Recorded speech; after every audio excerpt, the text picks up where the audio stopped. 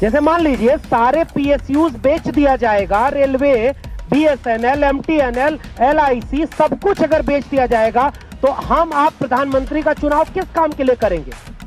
जिन्होंने नारा दिया था, सौगंध मुझे इस मिट्टी की, मैं देश नहीं बिकने दूंगा, क्या बढ़िया रिदम थे उस नारे में। आज हम लोग ये सवाल पूछ रहे हैं कि कुछ बेचने को बचा भी है या नहीं बचा है। अब तो हम उस दौर में हैं, सौगंध हमें किसी की नहीं, पता नहीं मिट्टी क्या महसूस कर रही होगी जिसकी सौगंध उन्होंने खाई थी। हम लोग तो तथ्य और तर्क से बात करते हैं ना, विश्वविद्यालय होने का मतलब ही यही है। वहां अलग है जहां नाली के गैस से चाय बनती है, गणेश जी पहली प्लास्टिक सर्जरी थे, अच्छे बादल आ जाएं तो रडार काम नहीं करता है, महाभारत काल में ज्योतिष विज्ञान हुआ करता था, ये सब हमने नहीं पढ़ा।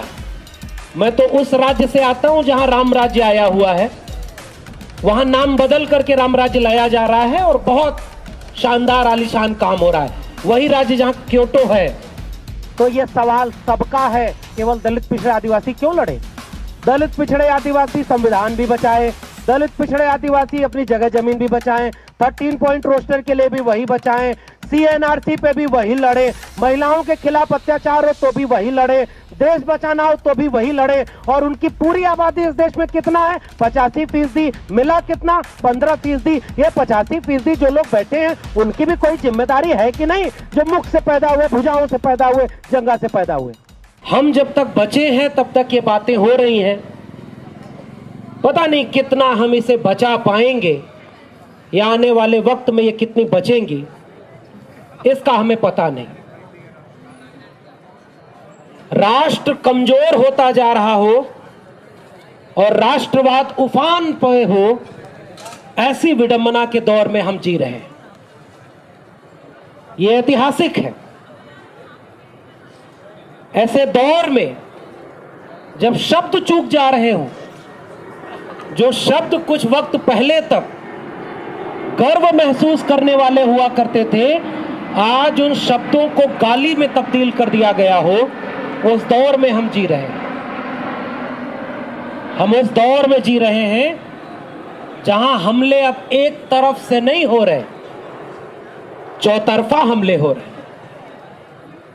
और उन चौतरफा हमलों के इस युद्ध में हम कहां खड़े हैं, इससे भी फर्क पड़ता है। फर्क पड़ता है कि हम शिक्षक और छात्र होते हुए भी शिक्षा बचाने की लड़ाई में कहां खड़े हैं। फर्क पड़ता है कि हम एक नागरिक होकर के किसानों और मजदूरों की लड़ाई में कहां खड़े हैं। फर्क पड़ता है एक नागरिक के बतौर संविधान पर हो रहे तमाम तरह के हमलों में हम कहां खड़े हैं। यह अपने मूल्यांकन का वक्त है। उसी दौर में इस बात का भी फर्क पड़ता है कि चौतरफा हमलों के दौर में लेटरल एंट्री जैसे मसले पर हम कहां खड़े हैं। मैं अपनी बात यहीं से शुरू करूंगा और बात शुरू करने के पहले 100 दिन से ज्यादा वक्त से दिल्ली की सरहदों पर बैठे उन किसानों को सैल्यूट करूंगा जिन्होंने तमाम तरह की तानाशाही फासिस्ट सरकार को भी झुकने पर मजबूर किया है, अपने हौसले से, अपने लड़ने की उम्मीदों से। जब किसान अपने हक हुकूक की लड़ाई लड़ ले रहे हैं तो विद्यार्थी और छात्र कैंपस बचाने की लड़ाई क्यों नहीं लड़ पाएंगे? हमले तो इस कैंपस पर भी हुए, हमले हमारे दिल्ली विश्वविद्यालय पर भी हुए और बदस्तूर जारी हैं। नाम बदलने वाले लोग, शब्दों के अर्थ को बदल देने वाले लोग आज भी वैसे ही खड़े, लेकिन काम अपना वही कर रहे हैं जिन्होंने नारा दिया था, सौगंध मुझे इस मिट्टी की, मैं देश नहीं बिकने दूंगा। क्या बढ़िया रिदम थे उस नारे में। वो बेच रहे हैं देश को, मैं चैन से कैसे सो जाऊं। सौगंध मुझे इस मिट्टी की, मैं देश नहीं बिकने दूंगा। आज हम लोग ये सवाल पूछ रहे हैं कि कुछ बेचने को बचा भी है या नहीं बचा है। अब तो हम उस दौर में हैं, सौगंध हमें किसी की नहीं, पता नहीं मिट्टी क्या महसूस कर रही होगी जिसकी सौगंध उन्होंने खाई थी। टुकड़े टुकड़े में बेचा गया, विश्वविद्यालय अलग बेचे गए, छात्र और शिक्षक सड़कों पर लड़े। दिल्ली विश्वविद्यालय में शिक्षक लड़ा करते हैं, जेएनयू में छात्र लड़ा करते हैं, शिक्षक भी उनके साथ होते हैं जैसे हमारे यहाँ छात्र होते हैं। लेकिन हम नहीं बचा पाए उस बेचने की प्रक्रिया को, और नई शिक्षा नीति इस देश में इसी पेंडेमिक के दौर में लागू कर दी गई। श्रमिकों को दफन करने के सारे कानून जो 3 कानूनों की शक्ल में पारित किए गए वो इसी पेंडेमिक के दौर में लागू कर दिए गए, और किसानों को उनकी जमीन तक बेचने का कानून उसी पेंडेमिक के दौर में लागू कर दिया गया। श्रमिकों का कोई संगठन या ट्रेड यूनियन नहीं थे, वो नहीं लड़ पा रहे। छात्र और शिक्षकों के ट्रेड यूनियन जो लड़ सकते थे वो लड़ रहे हैं। बाकी जगहों पे तो केवल इमारतें बची हैं और वे कागज बचे हैं जिस पर डिग्रियां बांटी जा रही हैं। वहां कोई विरोध नई शिक्षा नीति का नहीं है। लेकिन अगर लड़ने का इस विपरीत दौर में भी किसी ने हिम्मत अता की तो वो उन किसानों ने अता की, और इसीलिए कैंपस नहीं खोले जा रहे हैं, क्योंकि कहीं ऐसा न हो कि अगर इस दौर में कैंपस खोल दिए जाएं तो नई शिक्षा नीति के विरोध में एक बड़ा आंदोलन फिर से न खड़ा हो जाए, और वह किसान आंदोलन के साथ खड़े होकर के एक मजबूत आंदोलन की शक्ल अख्तियार कर रहे हैं। इसीलिए कैंपस बंद किए गए। दुनिया कोविड से लड़ रही थी, हमारे यहां ये लोग अपने लोगों से लड़ रहे थे। नफरत का व्यापार तभी फूलेगा फलेगा जब शिक्षा के अधिकार को छीन लिया जाएगा। जिनकी खुद की डिग्रियां संदिग्ध हैं, जिन्होंने अकादमिक संस्थानों में अच्छी तालीम नहीं हासिल की, काश वो अच्छी तालीम पाते। हम तो दुआ करते हैं। तालीम का आलम तो ये है जो लोग इस परिसर से भी निकल के गए, वो लोग भी इस परिसर के खिलाफ खड़े थे। तालीम का मतलब डिग्रियां नहीं है। लेकिन ऐसे वक्त में यह सवाल पूछना होगा कि लेटरल एंट्री जैसे कॉन्सेप्ट को लाने की जरूरत क्या पड़ी।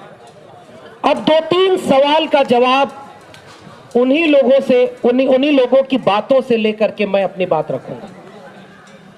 पहला तर्क क्या है सरकार का? जितेंद्र सिंह ने, एक बात यह है कि लेटरल एंट्री कोई नई चीज नहीं है। हम लोग तो तथ्य और तर्क से बात करते हैं ना। विश्वविद्यालय होने का मतलब ही यही है। वहां अलग है जहां नाली के गैस से चाय बनती है। गणेश जी पहली प्लास्टिक सर्जरी थे। अच्छे बादल आ जाएं तो रडार काम नहीं करता है। महाभारत काल में ज्योतिष विज्ञान हुआ करता था।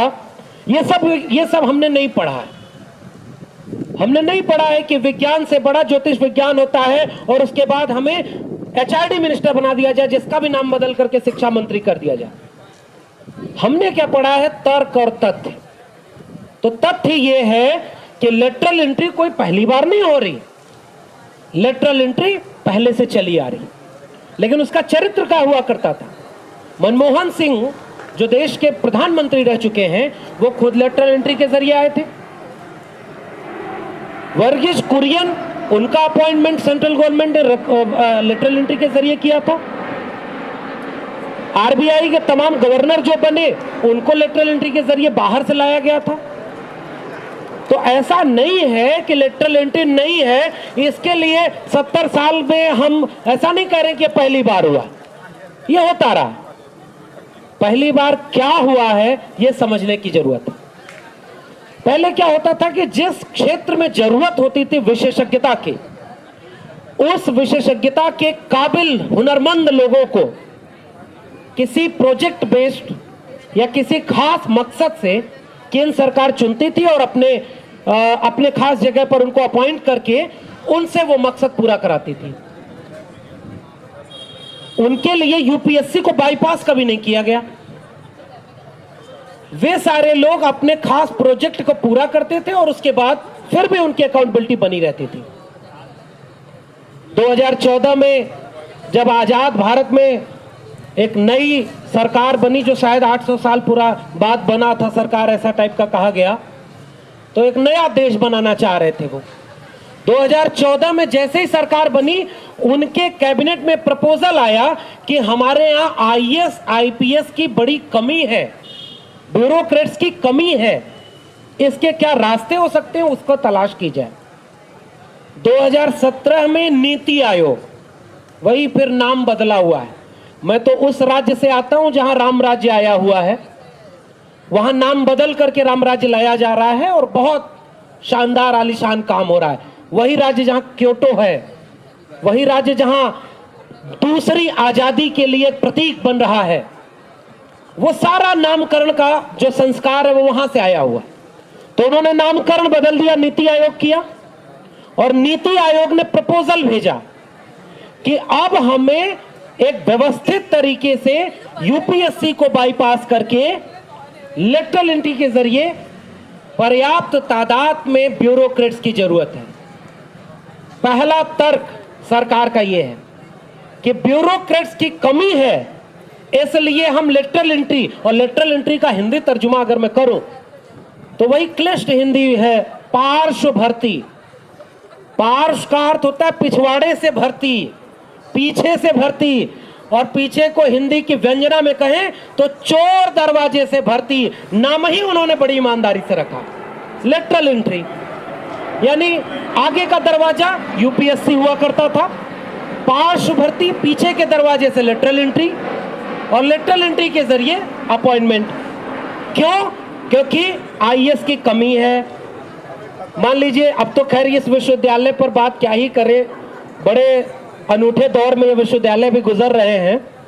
मान लीजिए हमारे अपने डिग्री कॉलेज में टीचर की कमी हो जाए तो काम चलाऊ व्यवस्था पर टीचर काम चलाऊ ढंग से रखे जाते हैं, लेकिन टीचर बनने की जो मिनिमम एलिजिबिलिटी है, प्रोफेसर बनने की जो मिनिमम एलिजिबिलिटी है, वो तो पूरा करेंगे। भले ही उनको ठेके पर रखें, आप परमानेंट प्रोफेसर ना बनाएं, लेकिन एलिजिबिलिटी क्राइटेरिया तो वही रहेगी। तो यूपीएससी ब्रेक करके जो लोग आ रहे थे, हम लोग तो उस इलाके से आ रहे हैं जो इतना फ्यूडल कैरेक्टर के हुआ करते हैं, जहां लाल बत्ती और आगे पीछे 4 गाड़ियां गनर लेके चलना उस फ्यूडल सोसाइटी में हनक माना जाता था। हमने भी यूपीएससी की तैयारी छोड़ करके जब प्रोफेसर बनना कबूल किया तो कितने उलाहने, कितने ताने सुने, ये हम ही जानते। न तो ऊपरी कमाई, केवल सैलरी के भरोसे जीवन बीतेगा, प्रोफेसर की कोई इज्जत नहीं, कोई बॉडीगार्ड नहीं मिलता, लाल बत्ती वाली भक्चुक भक्चुक करके जो चलती है उसका हनक जो होती है वो सब कुछ नहीं। तो इसके लिए पूरे इलाके के लोग जो पहली पीढ़ी के हैं वो सब मुखर्जी नगर, राजेंद्र नगर जाते थे कि हम आईएएस की तैयारी करेंगे। और हमारे हिंदी में एक कविता है, जहां न पहुंचे रवि वहां पहुंचे कवि।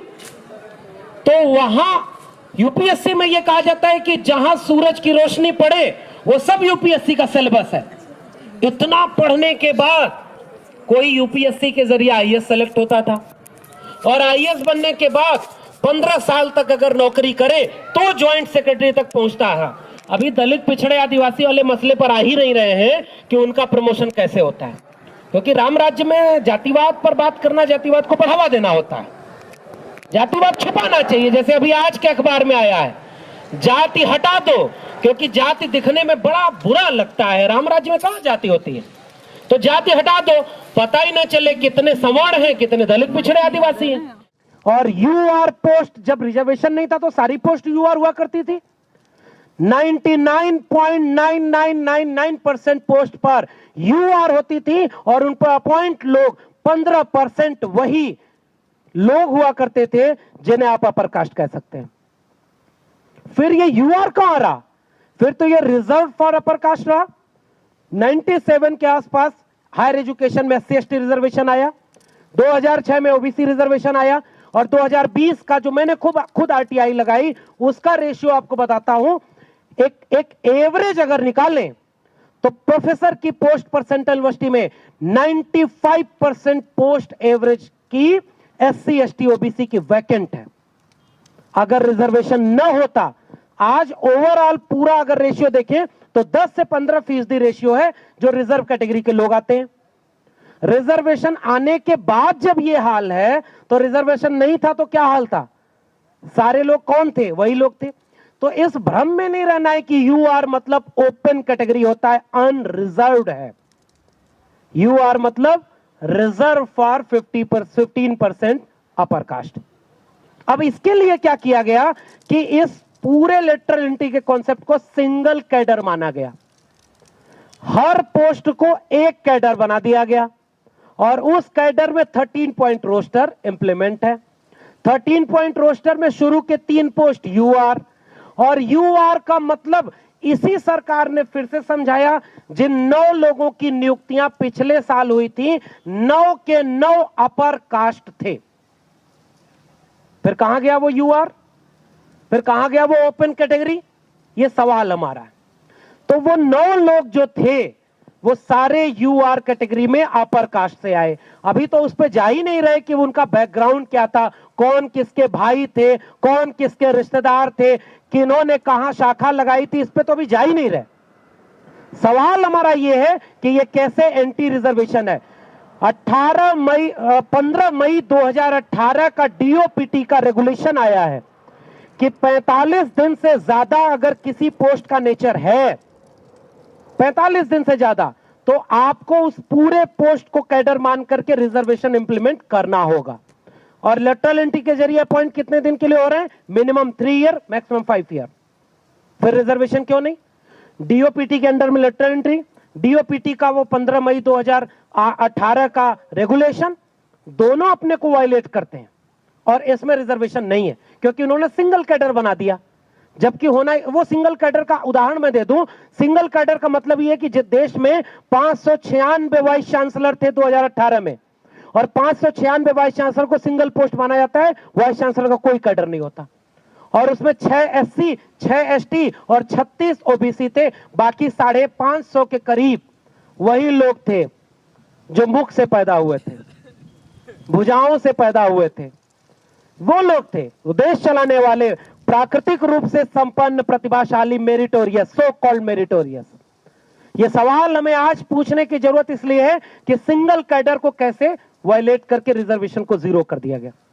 और इसको अब वो 300 से 400 पोस्ट अब अगले टेन्योर में आने वाली है। कुछ दिन में क्या होगा? यूपीएससी बंद हो जाएगी। जैसे मान लीजिए सारे पीएसयूज बेच दिया जाएगा, रेलवे, बीएसएनएल, एमटीएनएल, एलआईसी, सब कुछ अगर बेच दिया जाएगा, तो हम आप प्रधानमंत्री का चुनाव किस काम के लिए करेंगे? कि सबको सबका रेशियो मिल रहा है कि नहीं मिल रहा है, किसी का मुनाफा कम तो नहीं हो रहा है, अंबानी जी का मुनाफा अडानी जी से ज्यादा हो रहा है तो थोड़ा बैलेंस कर लिया जाए, तीसरे जी आ गए तो उनको रेगुलेट कर लिया जाए। प्रधानमंत्री का चयन केवल इस काम के लिए होगा क्योंकि फिर सरकार का तो कोई काम ही नहीं रहेगा। उसी तरह से जो रेशियो बढ़ता जा रहा है उसका सीधा सा असर यह होगा कि यूपीएससी इररिलेवेंट हो गई। तो अगर यूपीएससी इररिलेवेंट हो गई तो इसका सवाल क्या केवल दलित, पिछड़े, आदिवासियों का सवाल है? इसका सवाल उन लोगों का सवाल है जो आज भी इस देश में, जब 2014 में 13 में प्रचार कर रहे थे तो पहली बार किसी ने उनको कह दिया कि वो नीच जाति का काम करते हैं, कुछ ऐसा स्लोगन था, मुझे याद नहीं। फिर उन्होंने उसको कैसे भुनाया कि वो लोग मुझे नीच कहते हैं क्योंकि मैं ओबीसी जाति का हूं। 1999 में खुद को खुद ही ओबीसी करवा लिया था। हमारे यहां जैसे हम जिस राम राज्य वाले प्रदेश से आते हैं, 44 मुकदमे महाशय पर थे, और जब खुद उन्होंने मुख्यमंत्री का पद ग्रहण किया तो सारे मुकदमे अपने हटवा लिए। वही मुद्दई, वही मुंसिफ, उनका किसका गुनाह निकलेगा? ये है ना शेर, पढ़ना चाहिए आप लोगों को। वैसे ही यहां पर किया गया कि जाति किसको याद आई? प्रधान सेवक को। कब याद आई? चुनाव के वक्त। जाति आपको याद आ गई तो आपको यह सवाल पूछना चाहिए कि आपके कैबिनेट में कितने कैबिनेट सेक्रेटरी और ज्वाइंट सेक्रेटरी ओबीसी कैटेगरी के हैं? 0। कितने कैबिनेट मिनिस्टर ओबीसी के आपने बनाए? वोट लेना हुआ तो ओबीसी याद आया, किसी को राष्ट्रपति बनाना हुआ तो उस पार्टी का, दुनिया की सबसे बड़ी पार्टी का राष्ट्रीय अध्यक्ष कहता है कि हमने दलित जाति के एक व्यक्ति को राष्ट्रपति नियुक्त किया है। किसने पूछा था उसकी जाति? तुमने खुद बनाई, और जातिवाद बढ़ाने का आरोप लगाते हो दलितों, पिछड़ों, आदिवासियों पर। शर्म आनी चाहिए।